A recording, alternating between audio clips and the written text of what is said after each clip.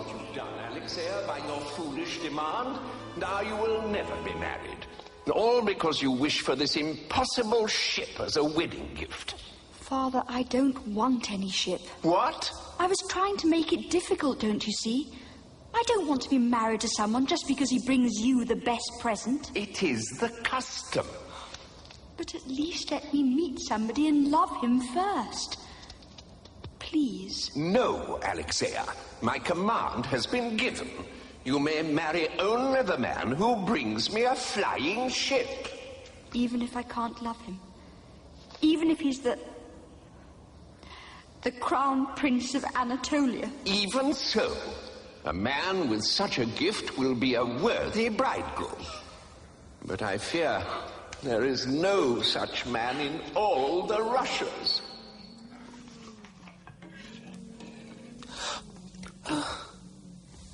If only your brothers would come back. Don't worry, Mother. I expect they're in the Tsar's palace now, in fine clothes, with purses of gold to bring back to us. Do you think so? Oh, yes. They'll soon be here. But Boris and Sergei were not in the Tsar's palace. They had spent all their money on food and wine and were still only a few miles from home. If they could see us now, eh, Boris? Better than black bread and soup, eh? Yeah.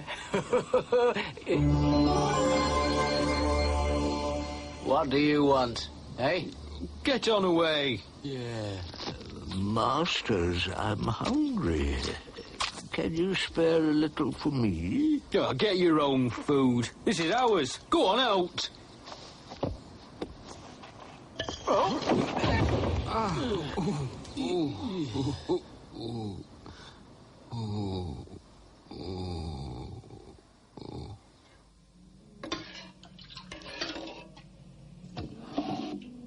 No soup for me today, thanks, Mother.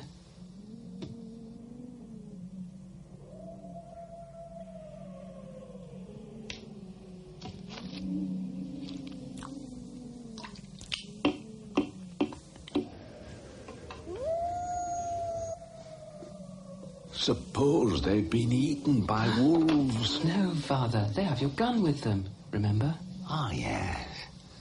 My good old gun will look after them. But Sergei and Boris had not looked after the gun. It had gone to pay for their gambling. And the golden nails had gone to buy rich food and fine wine. Soon, the brothers were left with nothing except their clothes. And before long, they would have to sell those too. Don't worry, I'll find them. And I'll find us some food too, you'll see. Now you be careful not to lose your way. Come back to us safely, son. As soon as you can. We'll all come back together in the flying ship.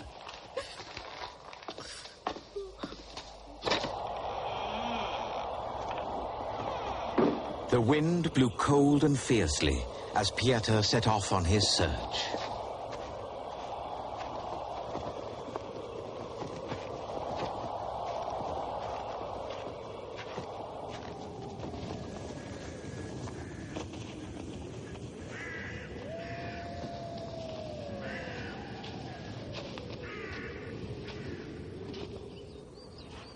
For 2 whole days and nights he walked with little rest, until he came to where the great forest was suddenly calm and strangely quiet. Although Piotr did not know it, this was the way his brothers had passed.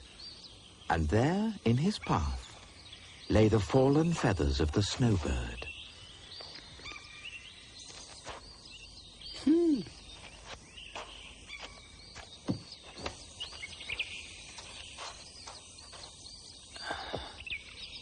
Hello, bird. How are you today?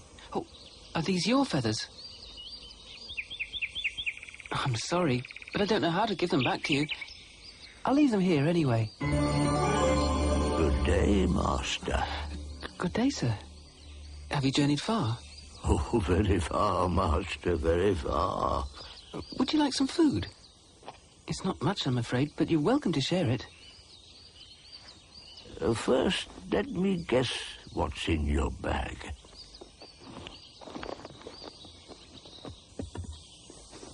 Oh, not much.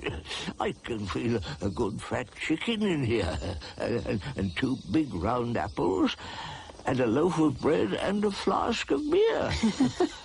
I wish you could, but all I've got is a... Oh. What?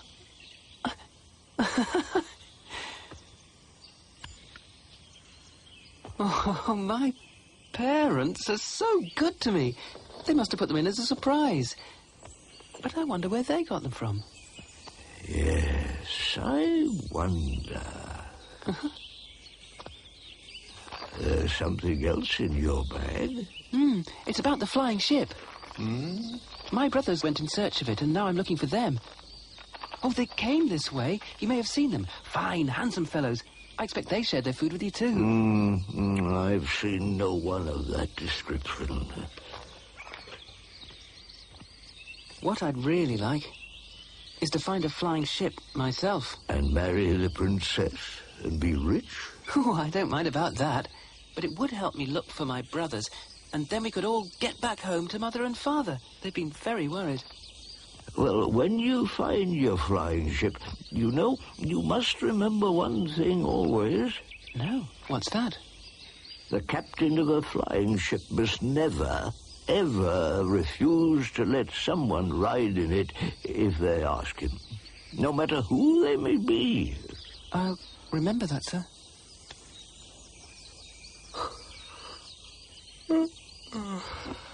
Do you think I really might find a flying ship, then? Oh, yes. Yes, I think you really might.